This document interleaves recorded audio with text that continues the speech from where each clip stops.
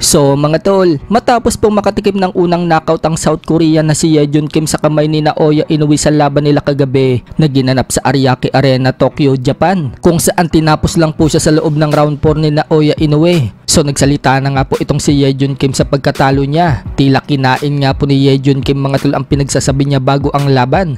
Kung matatandaan po kasi mga tol, sinabi ni Kim na si Inoue na daw ang pangwalong Japanese na bibiktimahin niya. Gugulatin nga din daw niya ang buong mundo. Bukod dyan, sinabi din po ni Kim mga tol bago ang laban, makikipagsabayan daw siya kay Inoue at makikipagpalitan daw na malalakas na suntok. Kakayanin din daw niya tanggapin ang malalakas na suntok ni Inoue. Wala pang araw nakakapagpabagsak sa kanya. Pero sa post-fight press conference mga tol, tila nagbago po ang ihip ng hangin. Biglang rumispeto na po itong si Kim sa lakas ni Inoue. Wika po kasi ni Kim mga tol, hindi daw niya inaasahan na malakas at mabilis daw itong si Inoue. Isa din sa nagpahirap sa kanya mga tol, magaling daw magpatama ng suntok itong si Inoue. Kumbaga mga tol, napaka-accurate daw ng mga suntok ni Inoue.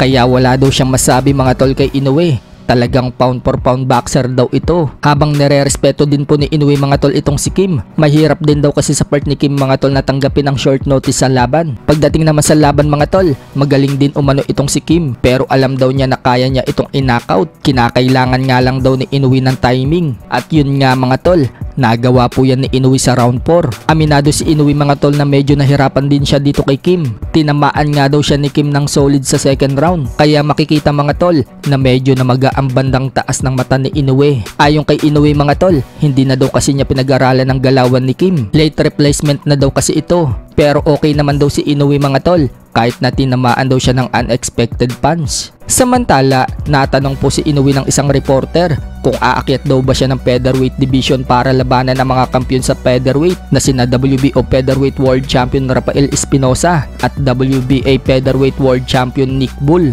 Hindi nga po agad nakasagot si Inoue mga tol at napatingin ito kay Chairman Hideyoki Owashi at natawa silang dalawa. Sabay sabi ni Inoue mga tol, sa ngayon, hindi pa daw siya aakyat ng featherweight division dahil may mga lalabanan pa daw siya sa super bantamweight. I-discuss din daw nila yan ni Chairman Owashi kung kailan siya aakyat ng division. Sa kabilang banda naman mga tol, dahil isa po si Murodjon Akhmadaliev ang posibleng makalaban ni Inoue sa Riyadh, Saudi Arabia. Malayo pa naman ang laban na yan, pero pinapalakas na po ni Akhmadaliev ang katawan niya para kapag nagkasagupan na sila ni Inoue, hindi siya matutulad sa mga pinataob ni Inoue. Nagpakita nga po na malulupit na strength and conditioning training si Akhmadaliev. Binabalanse niya ang katawan at pinapalakas ang suntok at kung ano-ano pa. Sa ibang banda naman mga tol, former 3 Division World Champion General Casimero, sinabing malapit na daw sila magtuos ni Inoue.